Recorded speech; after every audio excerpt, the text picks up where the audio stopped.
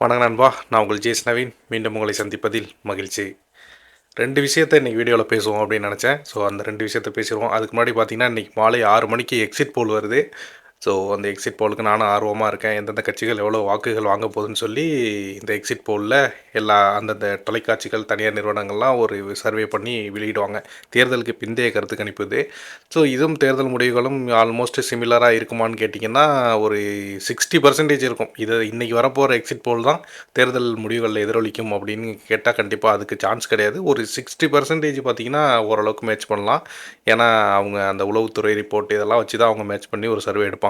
சரி, ஓகே, அது ஈவினிங் பார்ப்போம். அதை பற்றி நாளைக்கு பேசுவோம். அதுக்கு முன்னாடி இன்றைக்கி 2 விஷயம் நான் பேசலான்னு இருக்கேன். ஒன்று வந்து பாரிசாலன் விசஸ் சாட்டை துரைமுருகனுக்கான நடுவில் போயிட்டுருக்க அந்த ஒரு மிகப்பெரிய பிரச்சனை. அதை பற்றி பின்னாடி பேசுவோம். அதுக்கு முன்னாடி விஜயுடைய வாக்கு வங்கி அரசியல், அதாவது வாக்கு வங்கி சதவீத அரசியல், அதை பேசினா கரெக்டாக இருக்கும்னு நினைக்கிறேன். முதல்ல அந்த விஜயுடைய அந்த சதவீத அரசியலை பற்றி பேசிட்டு நம்ம 2வது விஷயத்துக்குள்ளே போவோம். முதல்ல பார்த்தீங்கன்னா, விஜய் அவர்கள் கட்சி தொடங்கும்போது அவருடைய டார்கெட்டாக என்ன இருந்துச்சுன்னா, சிஎம் ஆகணும், இங்கே இருக்கிற டிஎம்கே காலி பண்ணணும், நம்ம ஒரு புதிய கட்சியாக வந்து எப்படியாவது அந்த ஆட்சியை பிடிக்கணுங்கிறது தான் அவர் கட்சி தொடங்கும்போது அவருக்கு இருந்த டார்கெட்டு. அதனால தான் பார்த்தீங்கன்னா, புதுசாக யார் கட்சி ஆரம்பித்தாலும் ரொம்ப ஓப்பனாக 234 நாங்கள் தனித்து போட்டின்னு சொல்லுவாங்க. பட் விஜய் வந்து ஒரு புதிய ஸ்டாண்டர்ட் எடுத்தார். என்னென்னா, கூட்டணிக்கு எங்கள் கூட யார் வேணாலும் வரலாம், நாங்கள் கூட்டணி அமைச்சு அவங்களுக்கு ஆட்சிலையும் அதிகாரத்துலையும் எந்த கட்சியும் இது வரைக்கும் தமிழ்நாட்டில் இதுக்கு முன்னாடி ஆண்டு டிஎம்கே இருக்கட்டும், அவங்க சொல்லாத ஒரு விஷயத்த டிவிக்கே அறிவித்தாங்க முதல் மாநாட்டில். ஆட்சியிலே அதிகாரத்தில் நாங்கள் பங்கு கொடுப்போம் எங்கள் கூட வந்தா அப்படின்னு. ஸோ அப்போயே அவர் என்ன சொன்னார்னா, இது ஒரு பொலிட்டிக்கல் பாம். இதை நான் சொன்னதுக்கு பிறகு பார்த்தீங்கன்னா, இங்கே இருக்கிற பொலிட்டிக்கலில் மிகப்பெரிய பாம் வெடிக்கும், பல கட்சிகள் எங்களை தேடி வருவாங்க அப்படிங்கிறது தான் விஜயோடைய மேடை பேச்சாக இருந்துச்சு. அவரும் எதிர்பார்த்தது அதுதான். பட் நடந்தது என்ன அப்படின்னு பார்த்தீங்கன்னா, யாருமே அதை பெருசாகவே எடுத்துக்கல. ஆட்சி அதிகாரத்தில் பங்கு நீயே வச்சுக்க, நீயே ஆட்சி நடத்திக்க, ஜெயிச்சா உன்னை தேடிலாம் வர முடியாதுன்னு சொல்லி திருமாவளவன், அப்புறம் இங்கிட்ட பக்கம் காங்கிரஸ், அப்புறம் எல்லா கட்சியுமே பாமக, இப்படி எல்லா கட்சிகளுமே விஜயை வந்து டிவிக்கே ஒரு பொருட்டாகவே எடுத்துக்காமல் அவங்கள எந்தெந்த கட்சி டிஎம்கே ஏடிஎம்கே கூட்டணியை தொடர்ந்து போயிட்டாங்க. ஸோ அவங்களுக்கு ஆட்சியை பிடிக்கணும் அப்படிங்கிற அந்த டார்கெட்டில் தான் அவங்க கூட்டணியெல்லாம் எதிர்பார்த்தாங்க. பட் நடக்கலை. திரும்ப என்ன பண்ணாங்க, கொஞ்சம் நாள் கழித்து 160 to 170 தொகுதி வெல்வார் விஜய்னு சொல்லி பிரச்சாரங்கள் பண்ணாங்க. அப்புறம் தேர்தல் நெருங்கும்போது பார்த்திங்கன்னா, ஒரு 70 to 80 வின் பண்ணிவிடுவாருங்க, எதிர்கட்சியாக வந்துடுவார். பட்டு இந்த முறை எதிர்கட்சியாக வந்துடுவார், அடுத்த முறை ஆளுங்கட்சியாக வந்துடுவார் 2030ன்னாங்க. இப்போ தேர்தல் முடிஞ்சிடுச்சு. இப்போ எங்கே வந்து விஜய் ஃபேன்ஸும் விஜய்க்கு ஆதரவாக நிற்கிறவங்களும் சொல்கிற விஷயம் என்ன அப்படின்னு பார்த்தீங்கன்னா, 20% தாண்டிடுவார் அப்படின்னு சொல்கிறாங்க. இந்த 20% அப்படின்னு சொல்கிறாங்கல்ல, இதுவே மிகப்பெரிய உருட்டு. இதுவும் மே 4 நம்ம பேசுவோம். 20% விஜய் தாண்டுவார் அப்படின்னு சொல்கிறதுக்கு காரணம் என்னென்னா, விஜயுடைய தோல்வி கிட்டத்தட்ட உறுதி ஆயிடுச்சு. நம்ம டே 1லேருந்து சொல்கிறது அதுதான். விஜயாலெல்லாம் எந்த இம்பேக்டும் கொடுக்க முடியாது. அவரும் எப்படி விஜயகாந்த் வந்தாரோ, எப்படி ஒரு கமல் வந்தாரோ, அதே மாதிரி தான் இவரும் போவார். ஒரு பெரிய வந்த முதல் எலெக்ஷன் ஒரு பெரிய ஹைப்பு, ஒரு புதுசாக உள்ள எல்லோரும் வந்தாலே ஒரு பெரிய எதிர்பார்ப்பு இருக்கும். அந்த எதிர்பார்ப்பு அவருக்கு இருக்கும். அவ்வளோதான் பண்ண முடியும். வேறு எதுவும் தமிழ்நாட்டில் கொடுக்க முடியாது இவராலன்னு சொன்னோம். ஸோ கிட்டத்தட்ட எல்லாருமே அந்த மோடுக்கு வந்துட்டாங்க. இப்போ தேர்தல் ரிசல்ட் நெருங்க போகிற இந்த டைமில் என்ன சொல்கிறாங்கன்னா, 20% விஜய் வாங்குவார் அப்படின்னு சொல்கிறாங்க. ஸோ இந்த 20% விஜயை வாங்கிட்டா கூட என்ன பண்ண முடியும், என்ன யூஸ்? ஒன்று டிஎம்கே வர போகிறாங்க, ஏடிஎம்கே வர போகிறாங்க. நினச்சி பாருங்கள், எடப்பாடி போன முறை, இப்போ எடப்பாடி ஆட்சிக்கு வந்தாரான்னு எடுத்துக்கோமே, போன முறை பார்த்திங்கன்னா அவங்க ஜெயலலிதா அம்மா இறந்த பிறகு அந்த ஆட்சி அவர் கையில் கிடைக்கிது. ஒரு 4 வருஷம் அவரால் அந்த ஃப்ரீ ஹேண்டாக அரசியல் பண்ண முடியலை. பட் இந்த முறை அவரே தனியாக நின்று ஜெயிச்சு ஆட்சிக்கு வர்றாரு அப்படின்னா, ரொம்ப ஸ்ட்ராங்கான முதல்வராக தான் அவர் வருவார். போன தடவை மாதிரி பன்னீர்செல்வத்துக்கிட்ட எல்லாத்துக்கும் போய் கழுத்து போகிறது நிற்கிறதுக்கோ, இல்லை மோடிக்கிட்ட போய் நிற்கிறதுக்கோ, இதெல்லாம் இந்த வாட்டி அவருக்கு இருக்காது. ரொம்ப ஃப்ரீ ஹேண்டாக ஒரு ஆட்சி கொடுக்க முடியும். தன்னையும் அந்த அதிமுக, அந்த தோண்டு போன அதிமுக ஸ்ட்ராங் பண்ணிடுவார். 2031 இப்போ விஜய்க்கு கேப் கிடைக்குன்னு நினைக்கிறீங்க? டிஎம்கே இப்போ என்ன ஸ்ட்ராங்கில் இருக்காங்களோ அந்த அடியை ஏடிஎம்கே அடிப்பாங்க விஜய் 2031. அப்படியே திரும்ப டிஎம்கே ஆட்சிக்கு வந்துருந்து இப்படி இந்த சினாரியோ எடுத்து பாருங்கள். ஒருவேளை அதிமுக போயிடுச்சு, டிஎம்கே திரும்ப ஆட்சி அமைக்கிறாங்கன்னா, இப்போ விஜய் கட்சி விட்ருவாங்களா? தாவேக்கா 20% வாங்கி வச்சிருக்கு தாவேக்கா, சரிப்பா நம்ம ஜெயிச்சு வந்துட்டோம் விட்டுருங்க பார்த்துக்கோ 2030 நினைப்பாங்களா? செங்கலாக பிரிப்பாங்க டிவிகேவை. ஒரு ஆள் கூட கட்சியில் இல்லாத அளவுக்கு வேலை பார்ப்பாங்க. விஜயோடைய ஜனநாயகன் படம் இப்போ ரிலீஸ் ஆகாமல் இவ்வளோ பிரச்சனையில் இருக்குது. இதுக்கப்புறம் அந்த அடுத்த 5 வருஷம் ஒரு படம் நடிக்கணும்னு நினச்சா கூட டிஎம்கே இறங்கி அடிப்பாங்க. ஸோ அந்தளவுக்கு அவங்களுடைய பொலிட்டிக்கல் அந்த அளவுக்கு ஸ்ட்ராங்காக இருக்கும். ஸோ டிஎம்கே ஏடிஎம்கே யார் ஆட்சி அமைச்சாலும் 2031 டிவிக்கு போட்டியிடும்போது அந்த ஸ்பேஸ் எல்லாம் ஆக்கி விட்ருவாங்க. இதுதான் டிவிக்கோட இன்ற நிலைமை. இது விஜய்க்கும் நல்லா தெரியும். இந்த 20% வாக்கு விஜய் வாங்கிட்டா பெரிய மேஜிக் நடந்துடும். இங்கே விஜய் ஒரு பொலிட்டிக்கலில் மிகப்பெரிய ஒரு லீடராக வந்துருவார் அப்படிலாம் இவங்க ஒரு கனவு கண்டுகிட்டு இருக்காங்களா? அதெல்லாம் கிடையாது. இந்த 2026 தேர்தல் தான் விஜயுடைய பிரைம் தேர்தல். இது எப்படி 2006ல் விஜயகாந்த் உள்ளே என்ட்ராகும்போது இன்றைக்கி என்ன விஜய்க்கு ஹைப் இருக்கோ அன்றைக்கே இருந்துச்சுங்க. இன்றைக்காவது விஜய்க்கு இந்த சோஷியல் மீடியாலாம் இருக்கனால இவ்வளோ ஹைப் நீங்கள் பார்க்குறீங்க. அன்றைக்கி சோஷியல் மீடியாலாம் கிடையாது 2006லலாம். வெறும் டிவி சேனலும் நியூஸ் பேப்பர் மட்டும்தான். நான்லாம் எனக்கு தெரிஞ்ச அன்றைக்கெல்லாம் ரொம்ப சின்ன பையன். ஆனால் எங்கள் ஊர் சின்ன கிராமத்தில் கூட பார்த்திங்கன்னா விஜயகாந்த் அவருடைய கொடி பறந்துச்சு. ரொம்ப சொல்லணும்னா டிஎம்கே ஏடிஎம்கே கொடி மட்டுமே பறக்கக்கூடிய கடைக்கோடி கிராமம் அந்த கிராமம். அங்கே வந்து விஜயகாந்துடைய தேமுதிக கொடி பறந்துச்சு. அந்தளவுக்கு விஜயகாந்த் அவர்களுக்கு 2006ல் பெரிய ரீச்சு. எங்கே பார்த்தாலும் விஜயகாந்த் விஜயகாந்த்னு பேச்சு. பெரிய மாநாடை மதுரையிலையும் நடத்தி காட்டினார். அந்த தேர்தல் அவருக்கு வந்த ஓட்டுப்பதிவு என்ன தெரியுமா? 8.4% நினைக்கிறேன். இன்றைக்கி நாம் தமிழர் வாங்கியிருக்க அதே ஓட் பர்சன்டேஜ். அடுத்த தேர்தலில் அவருக்கு தெரிஞ்சு போச்சு, இனிமேலுக்கு நம்மளால் ஒன்றும் பண்ண முடியாது தனியாக நின்று. ஸோ 2011லேயே ஜெயலலிதா அம்மா கூட கூட்டணி வச்சார். 2011 கூட்டணி வச்சு ஏடிஎம்கே ஓட்டெலாம் வாங்கி ஒரு 25 எம்எல்ஏக்கு மேலே வாங்கினாங்க. கேப்டன் விஜயகாந்த் அவர்களுடைய அந்த ரசிகர்களும் தொண்டர்களும் சேர்ந்து தான் ஏடிஎம்கே 2011 ஆட்சியில் உட்கார வச்சோம்னு சொல்லி விஜயகாந்த் அவர்கள் ஒரு பேச்சு கொடுத்தோன்னே அம்மா வழக்கம் போல் கோவமாயிட்டாங்க ஜெயலலிதா அம்மா.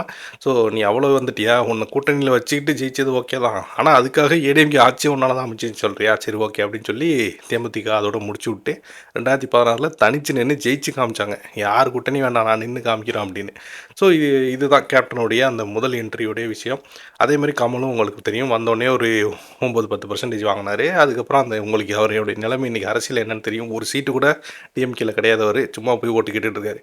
ஸோ இதுதான் விஜய்க்கு நடக்கும். இதை நான் ஏன் சொல்கிறேன் அப்படின்னா, இந்த 20% ஒரு மாயை கிரியேட் பண்ணிகிட்டு இருக்காங்க. அதாவது விஜய் தோல்வி அடைஞ்சால் கூட விஜயோட அந்த பிம்பத்தை உடச்சிடாமல் பார்த்துக்கணும். ஐயோ விஜய் தோல்வி அடைஞ்சிட்டா எங்கே பார்த்தாலும் பேராக போயிடுச்சுன்னா, ஸோ இவளால் இந்த நம்பர் 1 நடிகர் கேரியர் உச்செல்லாம் அந்த கட்டி வச்ச பிம்பம்லாம் உடஞ்சிரும். அப்போ என்ன பண்ணலாம்? 20% ஒன்று கிரியேட் பண்ணிட்டோம்னா, பார்த்தீங்களா முதல் தேர்தல் 20% ஆகிட்டாருங்க அப்படின்னு ஒரு பேச்சு கிரியேட் பண்ணிடலாம்ல. ஸோ இந்த அவர் 20% வாங்கினாலும் சரி 25% வாங்கினாலும் அது பிரச்சனை கிடையாது. விஜய் மாதிரி ஒரு பெரிய நடிகர் ஒரு பெரிய வேவ் கிரியேட் பண்ணியிருக்காருன்னு சொன்னால் கண்டிப்பாக 5 to 10 எம்எல்ஏவாவது அவர் கைப்பற்றணும். அந்த 5 to 10 எம்எல்ஏ விஜய் வந்து டிவிகே கட்சியும் இந்த தேர்தலில் அடைஞ்சிட்டாங்க அப்படின்னா உண்மையாகவே நானே சொல்கிறேன், அது பெரிய ஒரு மேசிவான ஒரு முதல் அடி தான் அவருடைய அரசியல் என்ட்ரியில். பட் இந்த ஒரு சட்டமன்ற உறுப்பினர் ஜெயிச்சு வச்சுக்கிட்டு 20% நான் ஜெயிச்சிட்டேன் இதெல்லாம் சொல்கிறதுல பெருசாக எந்த அளவுக்கு அது உடன்படும் தெரியல. இதோட டிஸ்கஸாக நான் உங்கள்கிட்ட சொல்லிவிட்டு அப்புறம் அந்த பாரிசாலன் வெர்சஸ் சாட்டை துரைமுருகன் இந்த இஷ்யூ பார்த்திங்கன்னா பெரிய லெவலில் 2 டேஸாக போயிட்டுருக்கு. அதுக்கு காரணம் என்னென்னா, சாட்டை துரைமுருகன் இந்த தேர்தல் பிரச்சாரங்கள் எல்லாம் முடிச்சுட்டு அவருடைய ட்விட்டர் பக்கம் இன்ஸ்டாகிராம்லாம் அவர் வந்து டூர் போயிருக்க அந்த ஃபோட்டோஸ்லாம் வெளியிட்டிருந்தார். ஸோ இதை பார்த்தோன்னா நம்ம பாரிசாலன் கொந்தளிச்சு போயிட்டார். ஏன் அப்படின்னா, அவர் டூர் போன ஊர் என்னன்னு பார்த்தீங்கன்னா ஸ்ரீலங்கா அப்படின்னு சொல்கிறாங்க. அஃபிஷியலாக அவர் ஸ்ரீலங்கான்னு அந்த போஸ்ட்டில் எதுலேயும் மென்ஷன் பண்ணல. பட் இருந்தாலும் அங்கே இருக்கிற புகைப்படங்கள் இதெல்லாம் வச்சு அது ஸ்ரீலங்கா தான் அப்படின்னு சொல்லி பாரிசாலன் போன்ற ஆட்கள்லாம் டீகோட் பண்ணி இப்போ சாட்டை துரைமுருகனை கடுமையாக விளாசிக்கிட்டு இருக்காங்க. அதுக்கு காரணம் என்னென்னு உங்களுக்கே தெரியும்.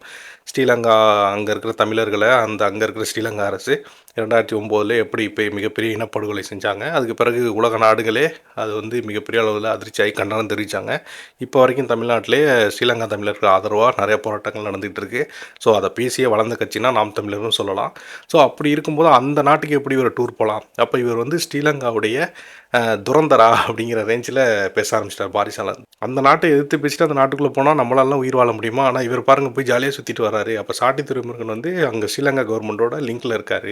இவர் வந்து தமிழர்களுக்கே ஆபத்தானவர் அந்த ரேஞ்சில் எல்லாம் பேச ஆரம்பிச்சிட்டாரு. இதில் நம்ம பாரிசாலனுக்கு சொல்ல வர்றது என்ன அப்படின்னா, ஸ்ரீலங்கா நமக்கு ஒன்றும் தீண்டத்தகாத நாடு இல்லை, பக்கத்தில் இருக்க நட்பு நாடு தான். நம்ம யாரை எதிர்க்கணும் அப்படின்னா 2009 இந்த படுகொலையை நிகழ்த்தின அன்றைய ராஜபக்சே அரசை நம்ம எதிர்க்கணும்.